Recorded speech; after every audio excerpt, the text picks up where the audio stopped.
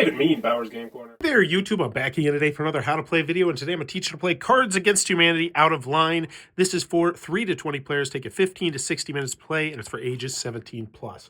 So the first thing you're going to want to do is you're going to want to shuffle up all the white cards and deal out 15 cards to each player. So right now I got a 3-player game set up. Next, each player is also going to get one of these long out-of-line cards. They're going to put it in front of themselves so that everyone can see it. Now, for camera space purposes, I'm going to put them like this. So this one will be for player 1, player 2, and player 3. Now, you might potentially need to stand up, but everyone is going to start looking at the player on their left's long card, and they're going to place down one of their 15 cards next to it that they think would be a funny or interesting discussion. So, for instance, first place Science Fair Project versus last place Science Fair Project. I think kissing my brother on the lips would probably make a pretty fun discussion, so I'd put that one right there. And then I move to the next left one, which would be this one right here, which is painless versus painful.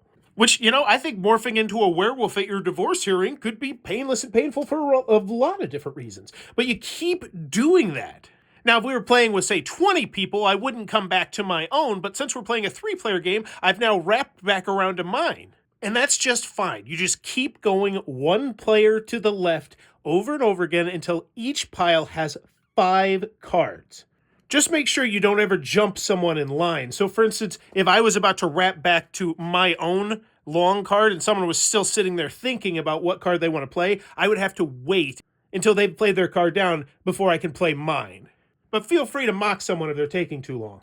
And each pile will have 5 cards in it after 5 turns. Now, once everyone has played their 5 cards out, you should have 10 cards left in your hand. You can just discard all those cards. Now, everyone is then going to grab their long card that they played out and the 5 cards that are next to it and secretly look at the cards and put them in the order however you see fit. Where is an angry white man with a gun? You put the 5 cards in order, and then they recommend you write it down or take a picture of whatever your order is. You put them back into the old jumbled up order, and you wait for everyone else to do the same thing. Once everyone else has done it, the last player who pooped is going to be the first player who's going to be what's called the linesman. And what they do is they read their line out loud, and then they read all 5 cards out loud, and then they are quiet.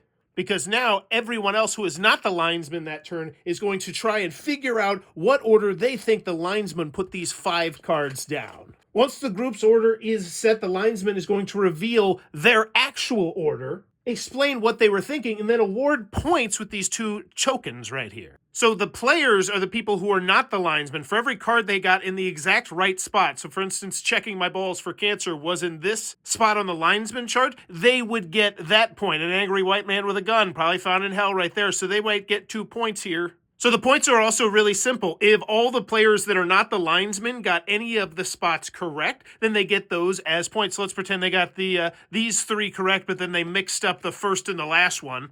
They would get 3 points this turn, whereas Chaos, aka the linesman, would get these 2 points right here. But it's not actually the lineman's score pile, it's the losing condition score pile, because this is a completely cooperative game. Because now that this lineman is done, this lineman would do the exact same thing, and then they're going to place their cards once again under the players or chaos pile, as will this player right here. And if there's more cards underneath the players pile than under the chaos pile at the end of the game, then everyone wins. If not, you lose.